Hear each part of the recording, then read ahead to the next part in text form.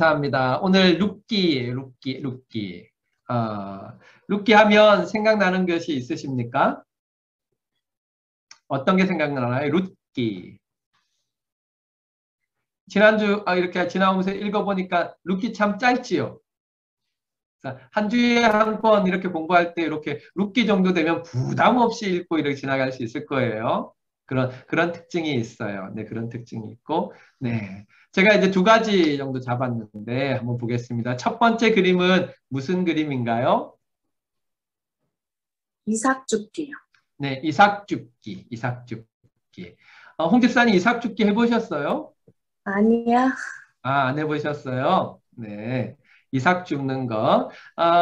한국에서도 이렇게 벼 다 걷고 난다든지 다 보리 걷고 난다든지 하면 이삭들이 떨어져 있거든요. 그거 아이들 시켜서 이렇게 걷게 하는데 그 이삭 주워서 이렇게 옆에 끼고 옵니다. 이삭 줍기. 룻기에는 이삭 줍기가 아주 중요한 매개가 되어요. 그래서 하나님께서 은혜 베푸시는 매개가 되는 것이 이삭 줍기에 나옵니다. 두 번째는 그림이 좀 비슷해서 제가 고엘이라고 이름을 붙여놨어요. 두 번째 혹시 아시는 거 있으십니까? 보아스. 보아스, 그렇죠. 보아스, 맞아요. 그러니까 이 그림에 나오는 두 사람은 한 사람 남자 쪽은 보아스고요. 왼쪽에 있는 여자분은 이제 룻인 거예요. 그래서 룻과 보아스의 관계가 고엘 관계예요.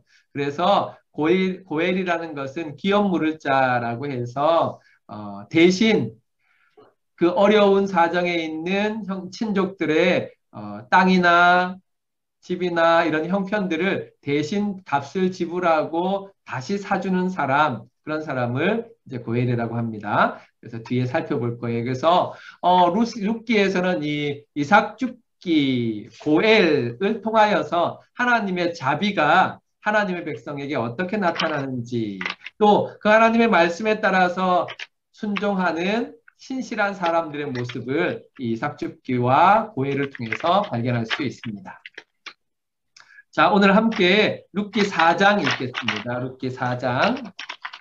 우리 다 함께 읽겠습니다. 다 함께 룻기 4장 전체를 함께 쭉 읽어가겠습니다. 차근차근 읽으시며 하나님께서 어떻게 룻기의 마무리를 지으시는지 보시기 바랍니다. 다 같이 읽겠습니다. 시작. 보아스가 성문으로 올라가서 거기 앉아 있더니 마침 보아스가 말하던 기업 물을 자가 지나가는지라. 보아스가 그에게 이르되 아무개여 이리로 와서 앉으라 하니 그가 와서 앉음에 보아스가 그 성읍 장로 10명을 청하여 이르되 당신들은 여기 앉으라 하니 그들이 앉음에 보아스가 그 기업 물을 자에게 이르되 모압 지방에서 돌아온 나오미가 우리 형제 엘리멜렉의 소유지를 팔려 함으로 내가 여기 앉은 이들과 내 백성의 장로들 앞에서 그것을 사라고 내게 말하여 알게 하노라.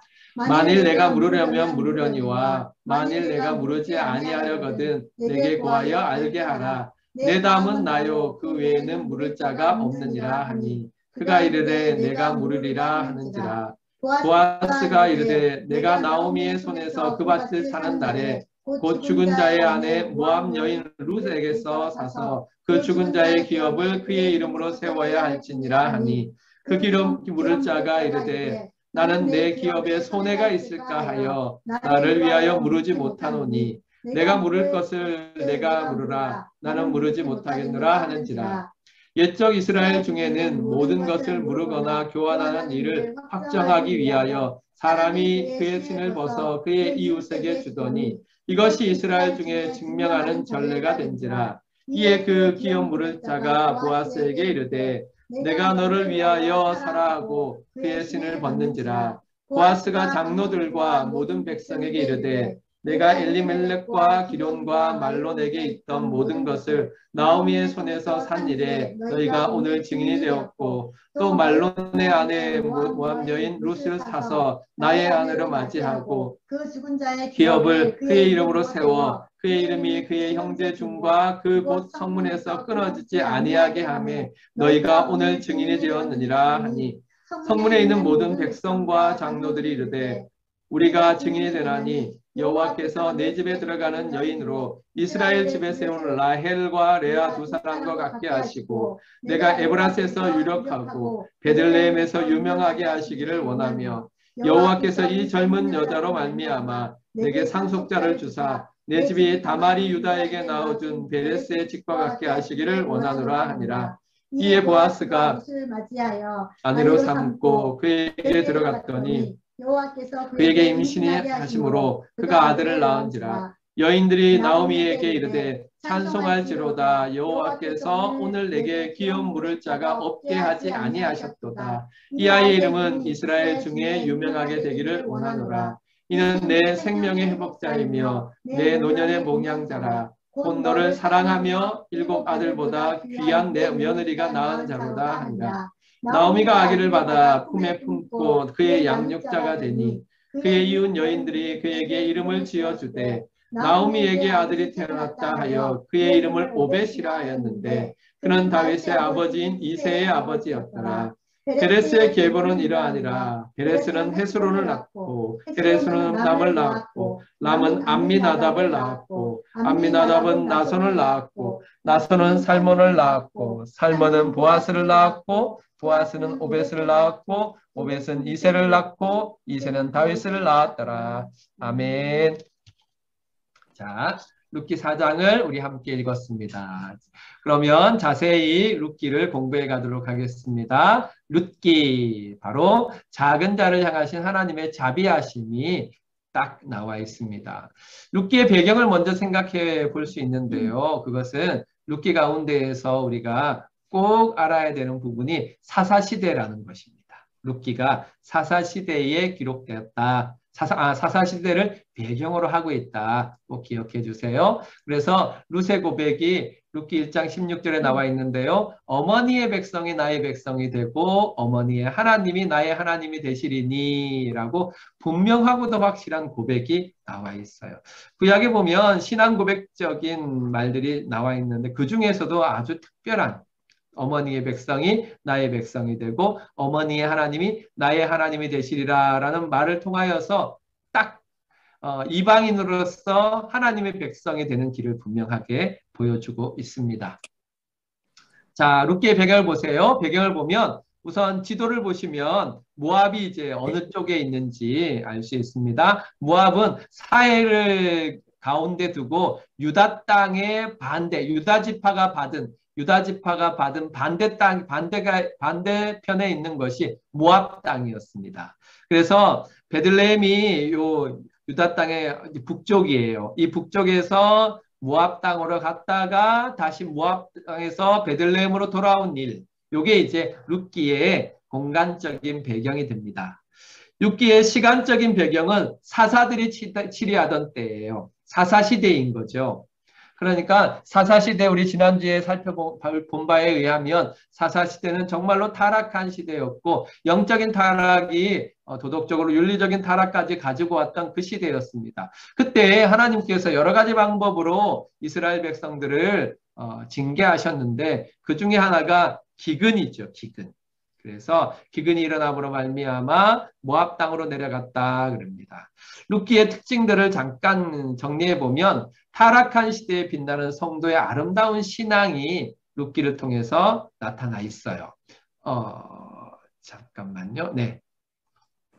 그러니까 타락한 시대임에도 불구하고 시대가 타락했다고 해서 성도들도 그래야 하느냐? 아니다. 이걸 이제 룻기에서 보여줘요. 성도들이 얼마나 신실한지 몰라요. 룻도 신실하였고 나오미도 신실하였고 보아스도 신실하였어요. 무엇에? 네, 하나님의 약속에, 하나님의 말씀에 신실하였습니다.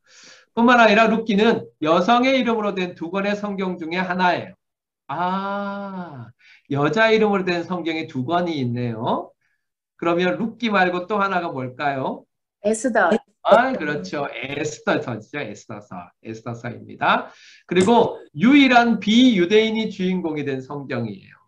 다른 어떤 성경도 유대인이 그 주인공이 아닌 때가 없는데 이 룻기는 딱 비유대인이 주인공인 성경 유일합니다. 이렇게 룻기만 가지고 있는 독특한 특징이 이 룻기에 있습니다. 자, 룻기를 정리하면 자비의 책, 하나님의 백성들을 향한 하나님의 자비의 이야기. 어이, 이런 미안합니다. 자, 어이구, 이런 잘못이 있나? 미안합니다. 용서해 주세요. 자, 다시 룻기 자비의 책입니다. 자비의 책. 하나님의 백성들을 향한 하나님의 자비의 이야기가 담겨 있어요. 딱 4장밖에 안 되잖아요. 4장이 아주 드라마틱하게 이렇게 펼쳐져 있어요. 그래서 정말 한 편의 아름다운 드라마를 보는 것 같아요. 1장에서는 돌아온 룻과 나오미, 모압으로 갔다가 돌아온 룻과 나오미가 나오고요. 2장에서는 룻과 보아스의 만남, 이 이삭 죽기를 매개로 하여서 룻과 보아스의 만남이 이루어지고 3장에 가면 이게 더 성숙해져요. 그래서 어디까지 가게 되느냐 하면 하나님의 말씀 가운데 있는 고엘, 기업 물을 자까지 가게 됩니다. 사실은 2장과 3장은 하나님이 주신 말씀이 이루어지는 거예요. 하나님께서 가난한 자를 돌보시기 위해서 이삭 죽기를 명령하셨는데 그 명령을 따라서 룻과 보아스가 만나게 되고요. 또 하나님께서 기업 물을 자를 세워주셨는데 그 기업 물을 자의 말씀을 통하여서 룻과 보아스가 이제 기업 물을 자를 매개로 하여서 한 가정을 이루는 데까지 나아갑니다. 그것이 이제 4장이 되겠지요. 4장에서 룻과 보아스는 결혼하여서 단순히 이것이 룻과 보아스만의 결혼이 아니라 하나님께서 이것을 하셨다 하는 것을 보여주는 결론이 나와요. 룻기의 특징 한 가지 제가 말씀 안 드린 게 있는데 뭐냐면 하나님이라는 말이 한 번도 안 나와요. 신기하잖아요. 하나님이라는 말이 안 나오는데 그러나 그 대화와 흐름 가운데에서 전능자라든지 이런 것들을 통해서 나오긴 하는데 가장 중요하게 하나님을 증거해 주는 부분이 아까 우리가 4장의 마지막 부분에 읽었던 족보예요. 보아스의 족보. 위로 보아스의 족보가 나오고 아래에 보아스의 족보가 나오는데 그 족보의 마침이 무엇으로 끝나느냐면 다윗 왕으로 끝납니다. 요거는 조금 이따 더 살펴보도록 하겠습니다. 그래서 룻과 보아스의 결혼이 하나님께서 이렇게 맺어 오셨구나, 하나님께서 섭리의 손길로 이루어 오셨구나 하는 것을 우리가 알 수 있습니다. 그래서 룻기는 근본적으로 하나님의 긍휼과 하나님의 자비, 하나님의 백성들을 향한 하나님의 긍휼과 자비에 대한 이야기입니다. 룻기의 사사기적인 특징을 먼저 살펴볼게요. 룻기의 사사기적인 특징은 첫 번째는 흉년을 피해 이방 땅으로 갔어요. 하나님의 징계를 피하여서 도망간 것이죠. 하나님의 뜻에 순종하는 데에는 진노 중에 자비를 베푸시는 하나님에 대한 믿음과 인내가 필요합니다. 그러니까 어려움을 견뎌내는 데는 뭐가 필요하느냐면 보통은 이제 인내가 필요하다고 생각하잖아요. 그런데 그 인내는 어디서부터 오느냐 하면 하나님의 자비를 믿는 믿음에서부터 오는 거예요. 아까 이제 우리 김 장로님이 그랬잖아요. 정말 시련의 끝이 오고 있습니다. 조금만 힘냅시다 이렇게 말씀하셨어요. 특별히 빈증에 있는 식구들에게 그렇게 말씀하신 거예요. 시련의 끝이 오고 있어요. 시련의 끝이. 그런데 그 시련의 끝을 바라볼 때에는 무엇이 필요하느냐 하면 그런 시련 가운데 베푸시는 하나님의 자비에 대한 믿음이 필요합니다. 그런데 엘리멜렉의 집은 이 하나님에 대한 믿음을 지키지 못했습니다. 그래서 어디로 갑니까? 이방 땅, 모압 땅으로 갑니다. 1장 1절인데요. 우리 이상문 집사님 읽을 수 있습니까? 네, 읽어주세요. 1장 1절. 사사들이 치리하던 때에 그 땅에 흉년이 드니라. 유다 베들레헴의 한 사람이 그의 아내와 두 아들을 데리고 모압 지방에 가서 거류하였는데. 아멘. 사사들이 치리하던 때라고 딱 나와 있어요. 그때 왕이 없던 시대에 사람들이 자기 소견에 옳은 대로 행했잖아요. 딱 이렇게 자기 소견에 옳은 대로 행해야 돼요. 행했습니다. 그러니까 하나님의 땅, 하나님의 약속하신 가나안 땅에 흉년이 들었으면 그 흉년을 믿음으로 인내하며 있어야 했습니다. 하나님의 징계이기 때문에 받아야 했지. 그런데 베들레헴을 떠나서 이제 모압으로 갑니다. 살기 위해서 모압으로 내려갔어요. 그런데 살기 위해서 간 길에서 살지 못합니다. 거기에 또 하나 더 잘못을 벌였는데 이방 여자와 결혼하고 자 1장 4절입니다. 이방 여자와 결혼했습니다. 김영칠 장로님 읽어주세요. 그들은 모압 여자 중에서 그들을 아내를 맞이하였는데 하나의 이름은 오르바요 하나의 이름은 루시더라. 네. 자, 모압 여자 중에서 골라서 아내를 맞이했습니다. 이방 여자와 결혼했습니다. 하나님의 징계를 피하여서 이방으로 갔을 뿐만 아니라 그곳에서 이방 여자와 결혼했습니다. 이렇게 하나님의 뜻을 어기고 자기 소견에 옳은 대로 했습니다. 그 결과 모든 것을 잃게 되었습니다. 4절부터 5절인데요. 우리 김재현 선교사님 읽어주세요. 그들이 거기에 거주한 지 10년쯤에 말론과 기련 두 사람이 다 죽고 그 여인은 두 아들과 남편의 뒤에 남았더라. 아멘. 그러니까 세 남자가 다 죽은 거예요. 10년 만에 세 남자가 다 죽었어요. 엘리멜렉과 말론과 기련이 다 죽어서 누구만 남았느냐 하면 네, 나오미하고 두 자부, 두 며느리만 남게 되었습니다. 이것이 이제 사사기적인 룻기의 특징입니다. 1장 1절부터 5절까지 짧은 부분에 마치 폭풍이 휘몰아치는 것처럼 휙 하고 그 집안에 바닥까지 내려가 버리는 그런 모습들이 나타나는데 이로 말미암아 우리가 사사시대에 한 사람 한 사람 한 가정 한 가정이 어떤 상태에 빠져 있는지를 우리가 읽어낼 수 있습니다.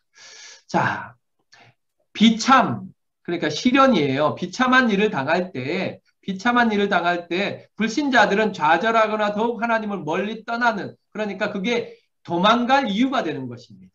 그런데 참 신기하게도 하나님께서는 은혜를 베푸셔서 성도들에게는 돌아갈 이유가 됩니다. 누구에게? 하나님께 돌아갈 이유. 그래서 성도는 잘못을 깊이 뉘우치고 하나님의 자비를 의지하게 됩니다.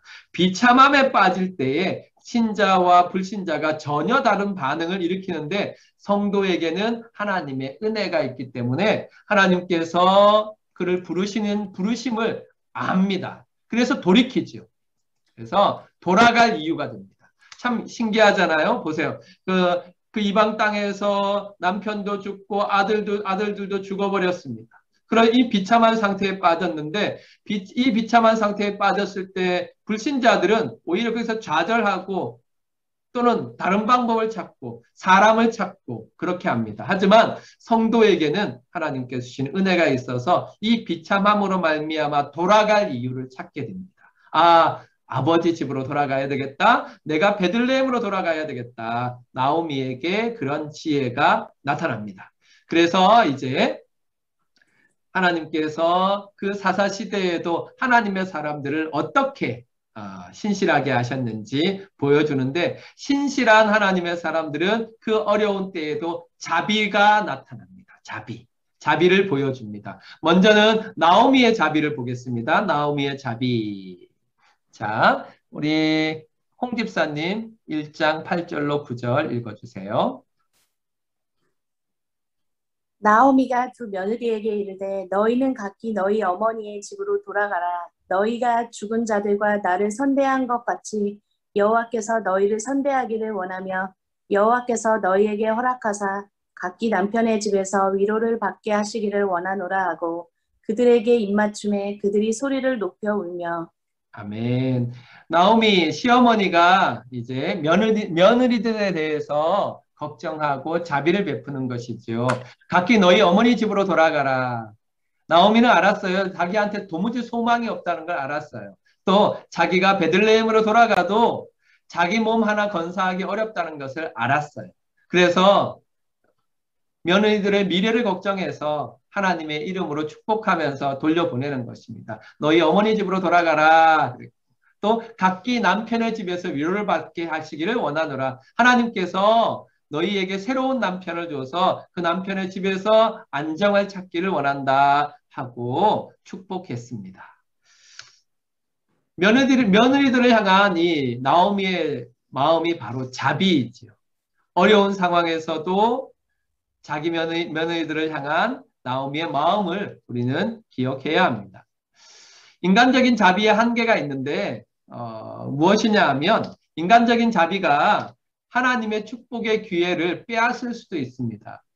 나오미는 정말 선한 마음으로 그렇게 했잖아요. 며느리들의 그 앞날을 생각하면 젊은 며느리들이 제가 하지 않으면 얼마나 힘들고 어려울지는 우리가 우리 시대만 봐도 알 수 있는 것처럼 그 시대에는 더욱더 그러했죠. 그래서 그렇게 인간적인 자비를 베풀었습니다. 그러므로 말미암아 그 나오미가 원하는 대로 갔던 오르바는 하나님의 축복으로부터 이제 완전히 떨어져 나가 버렸습니다. 모압 여자로 끝나버렸죠. 그러니까 인간적인 자비가 축복의 기회를 빼앗을 수 있습니다. 때때로 우리는 하나님보다 선한 것처럼 생각할 때가 있습니다. 하나님의 말씀을 지키는 것보다 그거 너무 심하지 않아? 이렇게 생각하며 하나님의 말씀을 어기는 인간적인 선을 베풀려고 합니다. 그럴 때마다 우리는 우리의 기준이 항상 하나님의 말씀에 있음을 기억하고 그 기준을 넘어서는 일들은 선이 아닌 것입니다. 오히려 축복을 빼앗는 것입니다. 그래서 죄라는 뜻의 히브리어의 원래 의미는 뭐냐 하면 화살이 정확하게 표적에 딱 맞는다 이런 의미예요. 그래서 화살이 표적에 딱 맞는다 할 때 화살을 맞지 않고 좌로나 우로나 치우쳐가도 죄가 되고 넘어가도 죄가 되는 거예요. 모자라는 것도 죄지만 그것을 넘어가는 것도 죄가 되는 거예요. 그러니까 딱 하나님의 말씀에 맞는 것, 이게 바로 선입니다. 그래서 인간적인 자비에 한계가 있다는 사실을 기억하고 우리는 그 부분에 조심해서 자비를 베풀어야 될 것입니다. 자, 두 번째, 룻의 자비입니다. 룻은 시어머니를 향하여 자비를 베풉니다. 어떤 자비인가? 우리 16절, 17절 양권사님 읽어주세요. 룻이 이르되 내게 어머니를 떠나며 어머니를 따르지 말고 돌아가라 강건하지 마옵소서. 어머니께서 가시는 곳에 나도 가고 어머니께서 머무시는 곳에서 나도 머물겠나이다. 어머니의 백성이 나의 백성이 되고 어머니의 하나님이 나의 하나님이 되시리니 어머니께서 죽으시는 곳에서 나도 죽어 거기 묻힐 것이라. 아멘.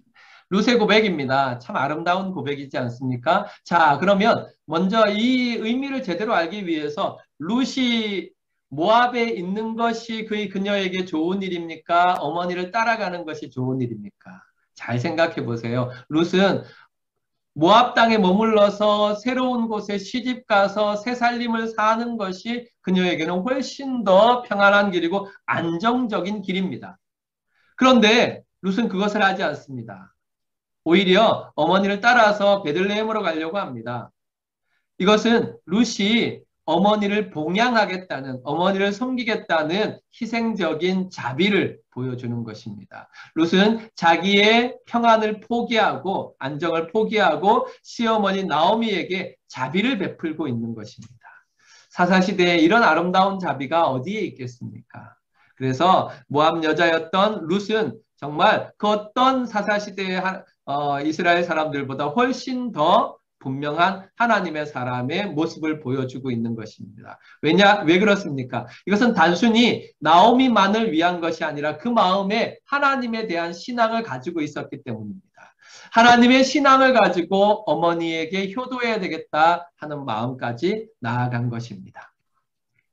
그래서 인터넷에 찾아보니까 이렇게 예쁜 그림이 있더라고요. 마음 같아서는 이렇게 액자를 만들어서 우리 카페에다가 이렇게 놔뒀으면 좋겠다. 이게 몇 가지 연작이더라고요. 그래서 참 예쁘다 생각했습니다. 자, 룻은 나오미를 위해 자발적으로 자기만 민족과 고향을 버렸습니다. 그 배경에는 하나님의 자비를 의지하는 믿음이 있었습니다. 그래서 이 믿음을 가지고 어머니의 하나님이 나의 하나님이 되시리라고 고백하게 된 것입니다. 참 아름다운 고백입니다. 세 번째는 보아스의 자비입니다. 보아스의 자비는 친족을 향한 자비, 구체적으로 한다면 나오미와 룻을 향한 자비이지요.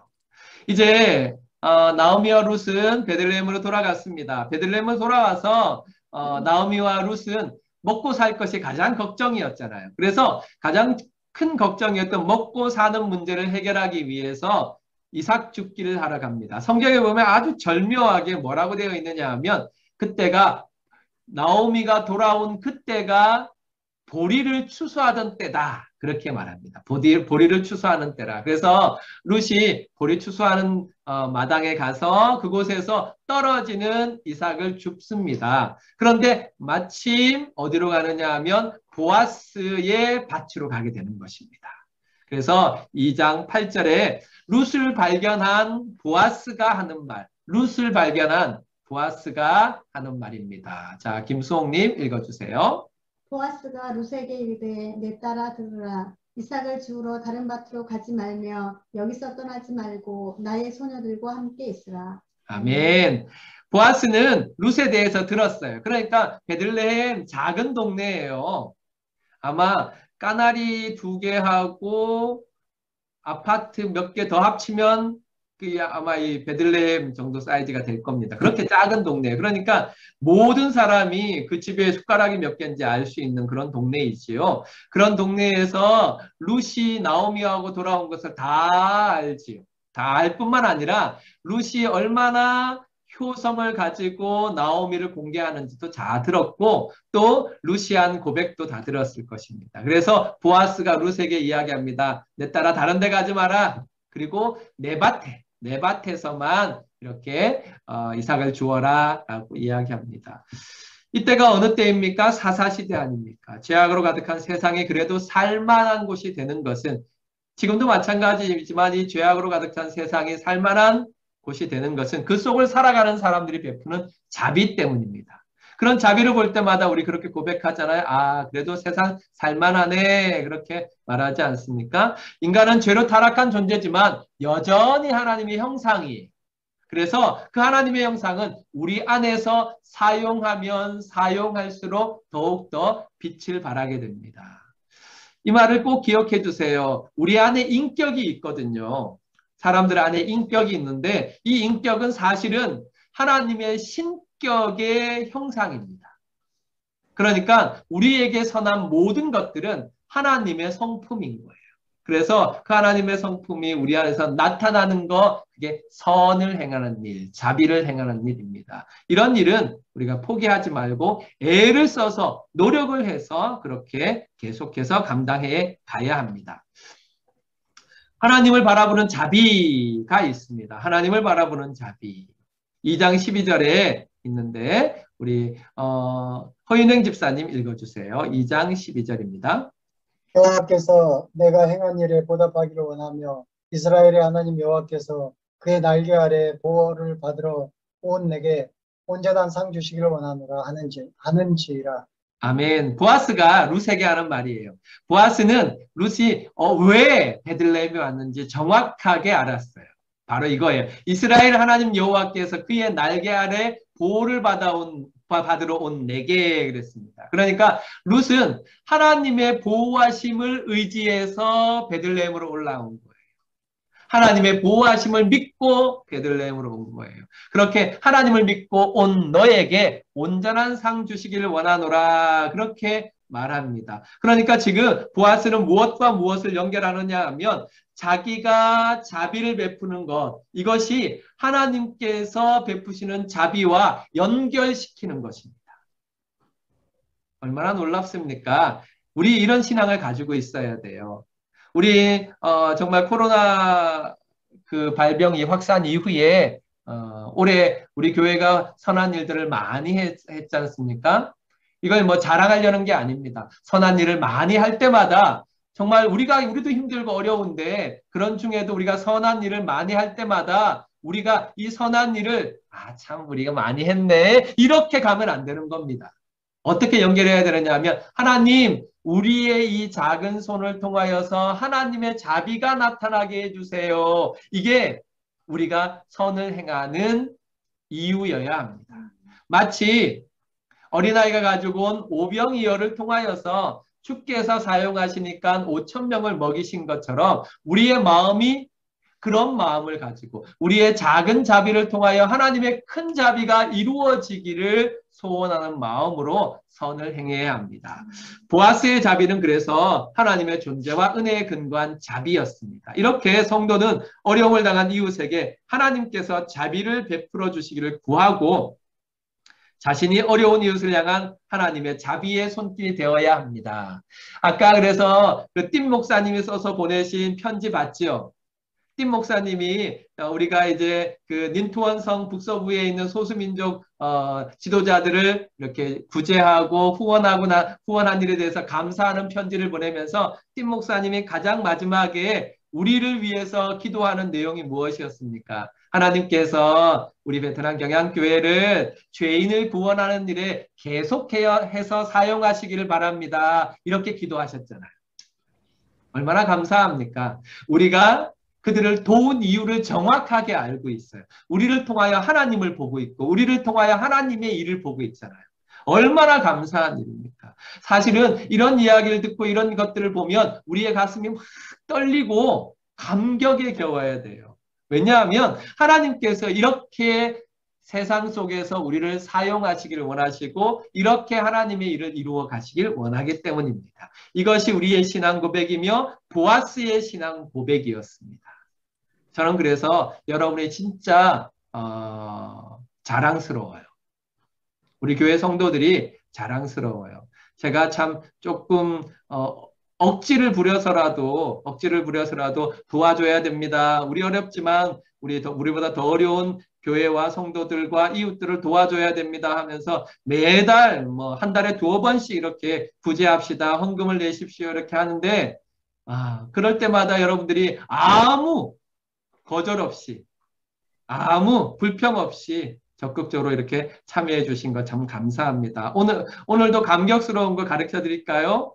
제가 지난주에 단톡에 이번 뚜일리번 교회 후원하는 거 비타민 이렇게 사서 보내는 거 1000만 동 예정합니다. 그렇게 말씀드렸죠? 기억하세요? 오늘까지 헌금이 얼마 들어왔게요? 네, 딱 1000만 동 들어왔습니다. 정말 얼마나 감사해요. 지난번에 우리 인투원성 헌금하고 바로 또 헌금하는 거잖아요. 그런데 하나님께서 성도들의 마음을 감동시켜서 딱 맞게 주셨어요. 정말로 감사합니다. 여러분, 띵 목사님의 기도를 그대로 제가 다시 들려드릴게요. 이렇게 여러분들이 죄인을 구원하시는 하나님의 일에 계속 쓰임 받기를 바랍니다. 네, 감사합니다. 자, 이 그림은 룻과 보아스예요. 그래서 추수할 때 쉬는 모습을 그린 그림인데 한번 생각해보면 이런 모양이었을 거라고 생각해요. 추수하면서 그 추수하는 기분 속에서 아마 이 작가는 여기 맨 왼쪽에 있는 여인을 룻으로 생각하고 보아스로 생각했던 것 같아요. 누구 그림인 것 같아요? 막 그림이 막 낯익지 않아요? 막 밀레. 밀레. 예, 밀레가 그린 그림이에요. 밀레가 그린 그림. 밀레 이렇게 만종 이렇게 기도하고 있는 그 그림 기억나지요? 그 그림하고 네. 이미지가 비슷하잖아요. 그래요. 맞아요. 이렇게 추수하고 난 다음에 치수 중간에 쉬는 모습을 이렇게 잘 그려놨어요. 이게 보아스와 룻의 만남을 보여주고 있습니다. 그래서 베리 웹이라는 구약 학자가 이렇게 말했어요. 우리가 자비를 걸치는 것은 하나님의 인격으로 옷 입는 것입니다. 그렇습니다. 우리가 자비를 베푸는 것은 하나님의 인격으로 옷을 입는 거예요. 얼마나 좋은 거예요. 내가 하나님의 옷을 입다니, 하나님의 인격을 옷으로 입다니 얼마나 좋은 일입니까? 그래서 여러분들 항상 이렇게 자비를 베푸시기를, 하나님의 자비를 베푸시기를 주님의 이름으로 축원합니다. 자, 두 번째는 하나님의 자비예요. 하나님의 자비. 이거 정말 절묘해요. 룻기에서 이렇게 딱 절묘하게 나올 수가 없어요. 정말 얼마나 아름다운지 몰라요. 사람은 우연히 살아갑니다. 나오미가 이제 돌아가야 돼 생각하고 베들레헴으로 돌아갑니다. 하지만 그렇게 생각하고 그렇게 할 수밖에 없어요. 인생은 앞일을 모르니까, 다 알지 못하니까 그렇게 생각할 수밖에 없어요. 그런데 하나님은 자비로 마침의 길을 인도하십니다. 마침이 마지막 마침이 아니라 딱 맞다. 안성맞춤이다. 맞춤의 길이죠. 맞춤의 길 인도하십니다. 이걸 잘 보여주는 것이 1장 22절이에요. 이 맞춤의 축복이 우리 성찬이에게 있기를 바랍니다.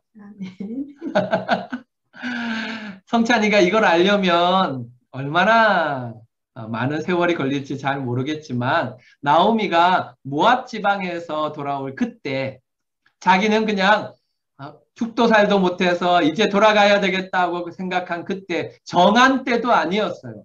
떠밀리듯이 온 때였어요. 형편과 조건 때문에 떠밀리듯이 온 그때가 보리추수 시작할 때예요. 얼마나 절묘합니까? 나오미가 그때 돌아오면서 뭐라고 이야기하느냐면, 사람들이 나오미가 돌아왔구나. 그럴 때 나오미가 20절에 보면 이렇게 이야기합니다. 나오미가 그들에게 이르되 나를 나오미라고 부르지 마라. 나오미는 기쁨이란 뜻이 있거든요. 나오미라 부르지 마라. 나를 마라라 불러라. 슬픔이라고 불러라. 이는 전능자가 누구? 하나님이 나를 심히 괴롭게 하셨음이니라 그랬습니다. 하나님이 나를 괴롭게 했기 때문에 내가 정말 괴롭다. 그러니까 나를 나오미라고 부르지 말고 마라라 불러라. 그렇게 이야기했습니다. 불평이잖아요. 나오미가 고통에 사로잡혀 불평할 때, 그때에 하나님은 이미 그녀를 향한 자비를 준비하셨어요. 자비를 베푸시고 계신 거예요. 어떻게? 보리추수 시작할 때. 목사님, 도대체 보리추수 시작할 때가 뭐가 그렇게 중요한데 자꾸 그렇게 뜸을 들이세요? 네, 뒤에 보세요. 자, 왜 이렇게 뜸을 들이고 이야기를 했느냐 하면 바로 이것 때문에 그렇습니다. 2장 3절로 4절인데요. 이지영 선생님 읽어주세요. 룻이 가서 베는 자를 따라 밭에서 이삭을 줍는데 우연히 엘리멜렉의 친족 보아스에게 속한 밭에 이르렀더라. 마침 보아스가 베들레헴에서부터 와서 베는 자들에게 이르되 여호와께서 너희와 함께 하시기를 원하노라 하니. 아멘. 룻이 가서 베는 자들을 따라 밭에서 이삭을 주었어요. 룻이 많은 베들레헴의 밭들 가운데에서 한 곳을 선택하여서 가서 이제 이삭을 줍고 있습니다. 우연히 그렇게 기록되어 있잖아요. 그런데 그 우연히가 어떻게 연결되느냐 하면 엘리멜렉의 친족 보아스에게 속한 밭에 이르렀더라 그랬습니다. 엘리멜렉의 친족 보아스에 속한 밭에 우연히 가게 된 거예요. 그런데 그 우연히 간 것도 참 신기한데 4절에 마침 추수하는데 그 밭 주인이 왔어요. 누가? 보아스가 베들레헴에서 와서 베는 자들에게 이르되 여호와께서 너희와 함께 하시길 원하노라. 룻은 우연히 찾아간 밭이었지만 하나님께서는 그 밭 주인이 보아스가 되게 하시고, 하나님께서는 또 그 반대편에서 보아스에게 오늘 추수하는데 한번 가볼까 하는 마음을 주셔서 그 밭에 보아스가 이르게 했어요. 잘 이해가 안 되세요? 보아스가 그 베들레헴에 사는 사람들 중에 한 사람이었고, 또 보아스가 가진 밭들 중에 여러 밭이 있었지만 이 밭에 보아스가 온 거예요. 그래서 딱 누구를 만납니까? 룻을 딱 만나게 하십니다. 이렇게 하나님께서 룻과 보아스를 만나게 하십니다. 우리의 우연한 걸음을 인도하시는 하나님의 마침의 섭리. 우리는 다 알지 못하여서 우연히라고밖에 선택할 수 없지만 하나님께서는 전지전능하신 능력으로 앞과 뒤를 다 아심으로 우리의 걸음을 딱 인도하셔서 마침의 축복으로 인도하십니다. 이 사실을 믿으시기 바랍니다. 우리의 걸음걸음 하루하루 걸음걸음이 그냥 내가 결정해서 가는 것 같지만 말씀에 있는 그대로 일의 결과는 하나님께서 이루어 가시는 것입니다. 이 사실을 믿으시기 바랍니다. 그래서 하나님께서 마침의 축복을 주시는데 그 마침의 축복을 통하여서 3가지를 주십니다. 룻이 빼앗겼던 3가지를 하나님께서는 딱 세 가지 그대로 주십니다. 첫 번째는 양식을 주시는 자비입니다. 2장 23절, 2장 23절 우리 홍은진 집사님 읽어주세요. 이에 룻이 보아스의 소녀들에게 가까이 있어서 보리추수와 밀추수를 마치기까지 이삭을 주며 그의 시어머니와 함께 거주하니라. 아멘. 그래서 여기에 보면 룻이 보아스의 반만 따라다녀요. 보아스의 반만 따라다니는데 그 따라다니는 것이 보리추수에서부터 밀추수까지, 보리추수를 시작해서 밀추수를 마치기까지 이삭을 주우며 다녔어요. 그게 약 2달입니다. 베들레헴에 돌아와서 2달 동안 먹을 걱정 안 하는 거예요. 가장 큰 걱정이 먹는 걱정이었는데 먹을 걱정을 안 해도 되는 거예요. 2달 동안 4월 하순에서 6월까지 보리추수를 따라다녔고, 보리추수가 마치고 나니까 밀추수까지 따라다니는 그런 축복을 하나님께서 주셨어요. 그런데 이렇게 추수할 수 있는 것, 추수를 따라다니면서 이삭을 주울 수 있는 것은 하나님께서 이미 레위기를 통하여서 주신 명령 때문입니다. 이상문 집사님, 레위기 19장 9절 10절 읽어주세요.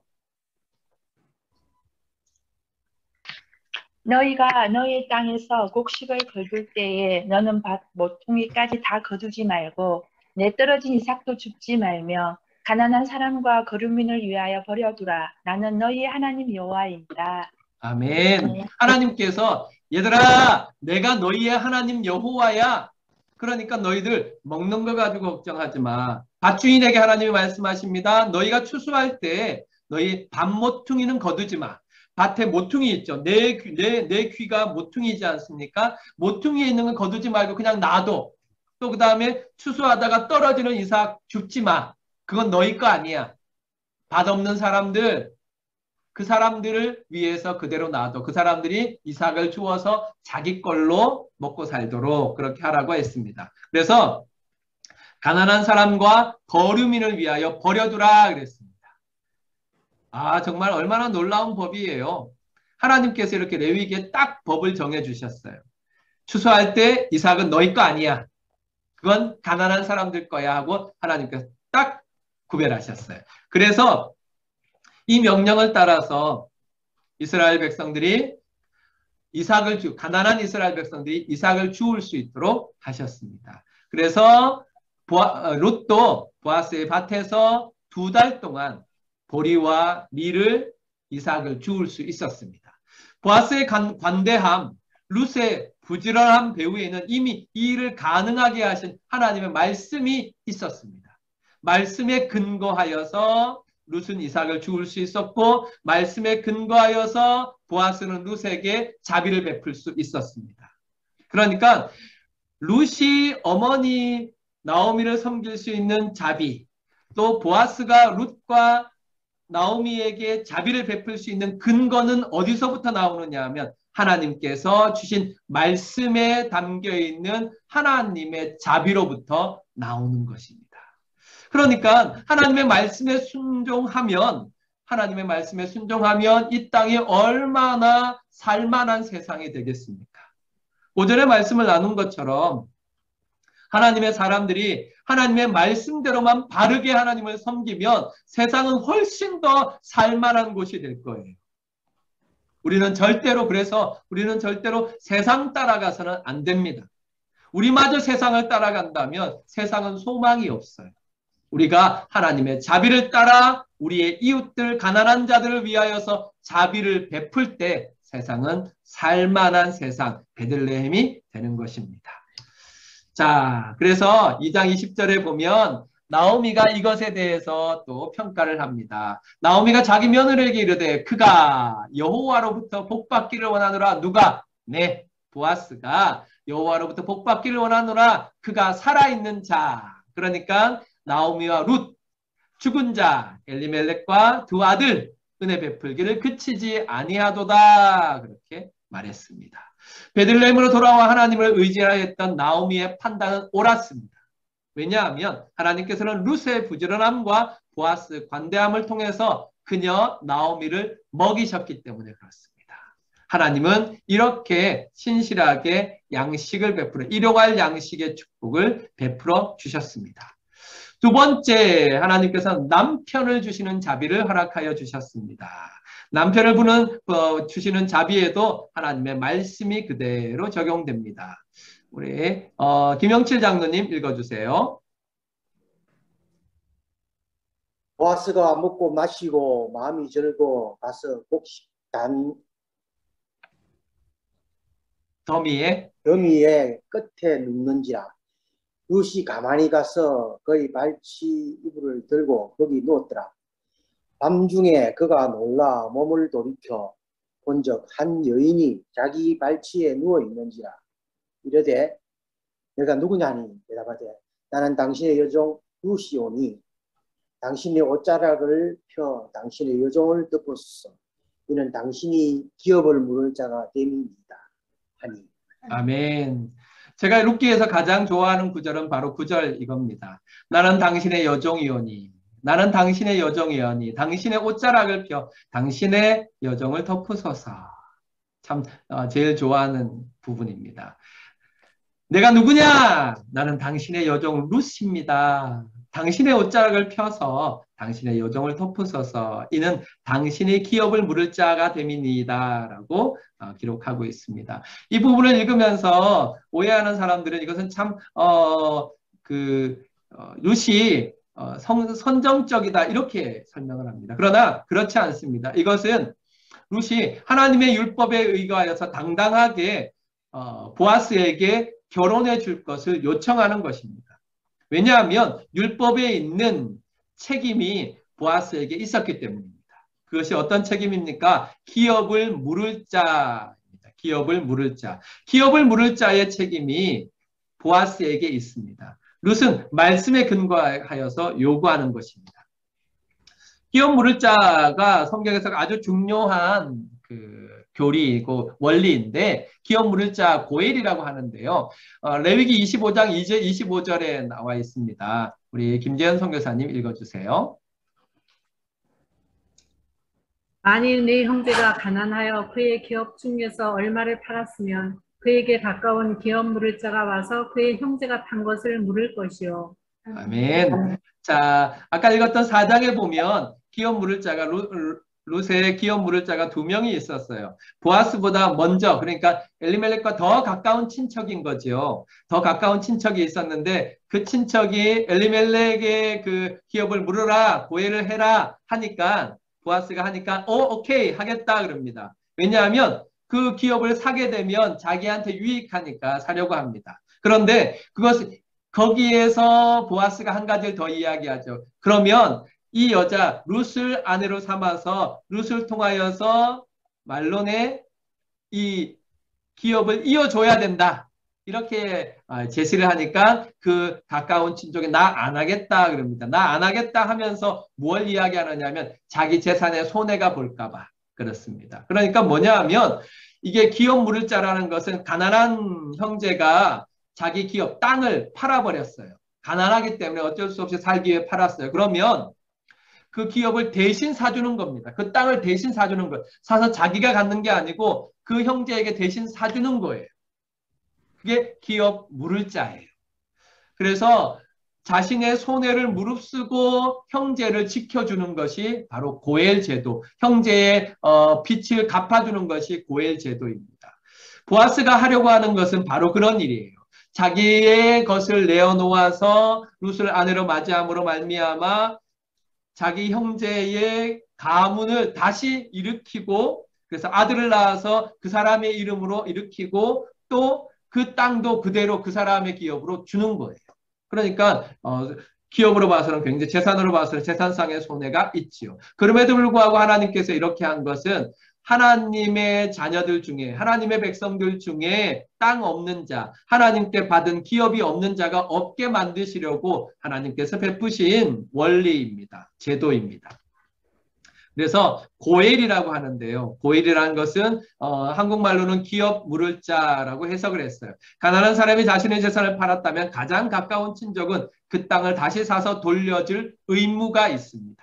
의무가 있습니다. 이런 의무를 다하라 보아스가 요구했고 보아스는 그 의무를 다했습니다. 자, 세 번째, 자녀를 주시는 자비예요. 자녀를 주시는 자비. 4장 13절에 나와 있습니다. 김수홍님 읽어주세요. 이는 내 생명을 회복하는 이에 4장 13절입니다. 이에 보아스가 룻을 맞이하여 아내로 삼고 그에게 들어갔더니 여호와께서 그에게 임신하게 하심으로 그가 아들을 낳은지라. 아멘. 보아스가 룻을 맞이했어요. 기업 물을 자가 되어서 고엘이 되어서 룻을 맞이했어요. 그러자 하나님께서 딱 임신하게 하시고 그에게 아들을 줬습니다. 아들을 주니까 얼마나 기뻤어요. 동네 사람들이 다 모여가지고 기쁘고 즐겁게 노래를 합니다. 그런데 누구에게 기뻐하느냐 하면 제일 축하하는 게 나오미에게 축하해요. 왜요? 바로 이 아이가 이제 나오미의 자손이기 때문에 그렇습니다. 그래서 이는 내 생명의 회복자. 너 죽었다고 했지 말하라고 했지 아니야. 하나님께서 너 다시 살리셨어. 내 생명의 회복자이며 내 노년의 봉양자라. 곧 너를 사랑하며 7 아들보다 귀한 내 며느리가 낳은 자로다. 이렇게 찬송을 했습니다. 그리고 그 이웃 여인들이 계속해서 그의 이름을 지어주었는데 나오미에게 아들이 태어났다 하여 이름을 오벳이라 이렇게 이름을 지어줬습니다. 그런데 그 오벳이 누구냐? 다윗의 아버지인 이새의 아버지, 곧 다윗의 할아버지가 오벳이에요. 다윗의 할아버지가 오벳이에요. 얼마나 감사한 일입니까? 하나님께서 이렇게 자녀를 주시는 자비를 허락하셨습니다. 그래서 룻기의 가계들을 룻의 룻기에 있는 걸로 근거해서 정리를 하면 이렇습니다. 우리 1장에서는 엘리멜렉과 나오미 말론 이거 봤잖아요. 그런데 그 보이지 않는 반대편에 하나님이 준비하신 계보가 있었어요. 바로 유다와 다말을 통하여서 난 자손들 중에 살몬이 있는데 이게 이제 여호수아 기잖아요. 살몬이 라합하고 결혼했어요. 그 라합과 사이에서 나온 아들이 보아스. 그런데 그 보아스가 룻과 결혼해서 오벳을 낳았고 오벳은 이새를 낳았고 이새는 다윗을 낳았어요. 그래서 이 족보가 어디까지 연결되느냐 하면 마태복음 1장에 가면 이 족보가 그대로 나와요. 그래서 누구에게? 예수 그리스도에게 이어집니다. 하나님의 자비는 이렇게 놀랍습니다. 왕이 없었던 사사시대를 산 룻과 나오미를 통해서 하나님은 한 왕을 예비하셨어요. 가깝게는 이스라엘에 세운 다윗 왕이고 멀게는 인류를 구원하신 왕 중의 왕 예수 그리스도에게까지 이어집니다. 딱 그러니까 하나님의 마침의 준비가 어떻게 진행되는지 우리는 룻기를 통해서 정확하게 읽어볼 수 있는 거예요. 자, 그래서 양식, 남편, 자식 이 룻이 다 잊어버린 거잖아요. 그런데 하나님께서는 생명의 양식, 영원한 남편, 하나님의 아들을 예표해 주는 것처럼 정확하게 보여주십니다. 하나님은 정말로 자비로우셨습니다. 양식이 없는 룻에게 양식을, 남편이 없는 룻에게 남편을, 자식이 없는 룻에게 자식을 허락하여 주셨습니다. 이렇게 룻과 나오미에게 그리고 보아스에게 필요한 것을 자비로 완전히 채워주셨습니다. 그러므로 말미암아 오늘 우리에게 연결되는 것은 바로 이것입니다.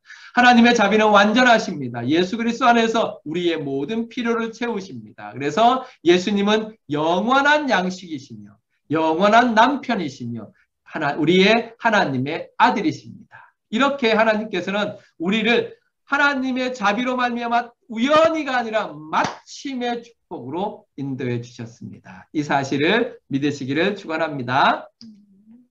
그래서 룻기는 기업 물을 자를 통하여서 보아스를 통해 룻을 구원하신 하나님은 예수님을 통해 우리를 구원하신다는 사실을 읽어낼 수 있도록 만들어 주십니다. 우리의 완전한 기업 물을 자, 우리의 고엘이신 예수 그리스도를 바라보게 하시는 축복이 룻기에 담겨 있습니다.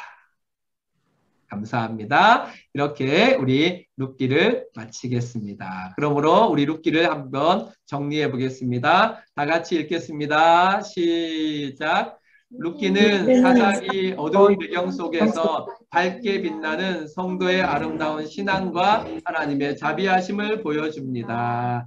2장 12절도 함께 읽지요. 이스라엘의 하나님 여호와께서 그 날개 아래 보호를 받으러 온 내게 온전한 상 주시기를 원하노라. 아멘. 자, 네. 룻기 정리하겠습니다. 1번 그림 기억나시죠? 이삭 죽기를 통해서 하나님께서 자비를 베풀어 주셨고, 2번 그림 고엘입니다. 기업 물을 자이지요. 하나님께서 이삭 죽기와 고엘을 통하여서 자비를 베풀어 주시는 것을 우리는 룻기를 통해서 배웠습니다. 자, 모음 퀴즈로 넘어가겠습니다. 맞춰주세요. 오벳. 오벳? 네. 그럴 수 있겠네요. 오벳 비슷하네요. 그 뒤에가 고엘. 고엘. 또? 고엘하면 바로 나와야죠. 기업 물을 자. 오케이. 고엘 기업 물을 기업 자. 물을 네, 고엘 기업 물을 자. 잘 하셨습니다. 두 번째. 하나님의 자비. 오케이. 하나님의 자비. 감사합니다. 자, 하나님의 자비. 그러면 우리 소리 없는 메아리 오늘은 우리 지난번에 김수홍님 하셨죠? 오늘은 우리 봅시다. 홍 집사님 하셔야 되겠네요. 홍 집사님. 준비해 주세요. 홍 집사님. 오케이. 자, 홍 집사님을 클릭하시면 좀 크게 보이실 거예요. 어구. 어메. 봤어요? 여러분 다 보셨어요? 못 봤어요. 감사합니다. 아유, 한 칸이 넘어가 버렸어요. 큰일 날 뻔했네.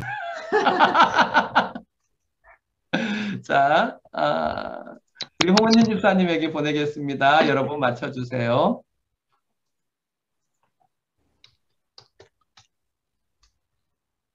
자, 홍 집사님 준비 갔습니다. 해주세요. 보아스. 단박에 맞춰버리셨네. 단박에. 자, 그러면 조금 더 어려운 거 하겠습니다.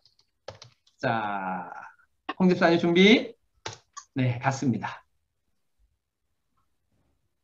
베들레헴. 아니, 홍 집사님하고 이상문 집사님 같이 있는 거예요? 한 집에 사는 거예요? 가까워서 그런가 봐요. 진짜 가깝네. 잘하셨습니다. 네. 자, 먼저는 보아스였고, 두 번째는 베들레헴이었습니다. 감사합니다. 자, 이제, 우리 여러분들의 신앙 고백을 적어보도록 하겠습니다.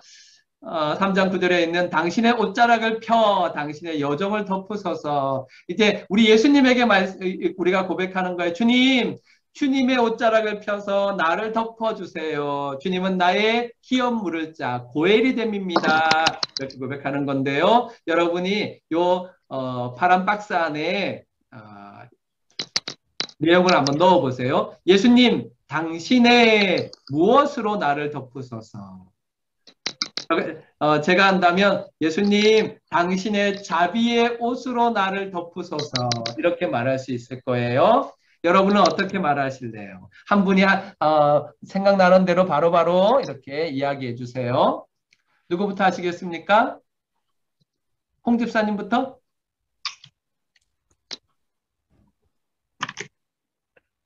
네, 말씀해 주세요. 장로님이 준비되셨나 봐요. 음소거 해제하셨네. 장로님 먼저 해주세요. 예수님 당신의 봄다발로 아니고 예수님 당신의 보혈의 능력으로 나를 덮으소서. 아멘. 감사합니다. 앞에 건 제가 시험 들 뻔했어요. 자, 나의 생각입니다. 네, 준비되시는 대로 음성으로 해제해 주시면 되겠습니다. 이상문 집사님. 예수님 당신의 은혜로 나를 덮으소서. 아멘. 감사합니다. 홍은진 집사님. 예수님 당신의 하나님에 대한 사랑과 자비로 나를 덮으소서. 아멘. 감사합니다. 김수홍님. 예수님, 당신의 사랑의 손길로 나를 덮으소서. 아멘. 감사합니다. 다른 분들은 아직 준비가 안 되셨습니까? 네, 김재현 선교사님. 하나님, 당신의 끝없는 사랑의 손길로 나를 덮으소서. 아멘. 아멘. 감사합니다. 또 우리 허집사님 준비되셨어요? 예수님 당신의 공율로 나를 덮으소서. 아멘. 아멘. 감사합니다. 김지영 선생님. 예수님, 당신의 흐뭇한 미소로 나를 덮으소서. 아멘. 아멘. 흐뭇해요, 흐뭇해. 안 하신 분 있나요? 양 강사님 지금 끊어진 것 같아요. 네. 감사합니다. 감사합니다. 자, 제가 기도하고 마치겠습니다. 기도하겠습니다. 자비로우신 우리 아버지 하나님, 주님의 사랑과 은혜를 날마다 체험하게 하시니 감사합니다. 룻기에 기록된 말씀을 통하여서 우리는 우연히 할 수밖에 없는 인생이지만 그런 우리의 우연 위에 하나님께서 하나님의 섭리로 준비하신 필연이 마침의 역사가 자비로 나타남을 배우게 하시니 감사합니다. 우리의 고엘이 되시는 예수님, 우리의 기업 물을 자가 되신 예수님, 하나님의 자비로 우리를 덮으시고 인도하시사 하나님께서 주시는 구원의 은총 가운데 살아가게 하옵소서. 룻과 같이 우리도 하나님께 받은 사랑을, 하나님께 받은 은혜를 베풀며 살아가게 하시고 보아스처럼 하나님의 자비가 나의 자비를 통해서 나타나기를 소원하는 자 되게 하옵소서. 다 죽은 것 같았던 나오미에게도 하나님께서 오벳을 허락하여 주신 것처럼 우리 죽은 것 같은 우리의 삶 가운데에서도 하나님의 약속의 씨앗들이 하나님의 구속의 아름다운 꽃들이 피어나게 하여 주시옵소서. 한 주간의 삶의 축복의 문들을 열어주시고 우리 성도들을 통하여 이 땅이 복을 받게 하옵소서. 감사합니다. 예수님 이름으로 기도합니다. 아멘. 아멘. 감사합니다.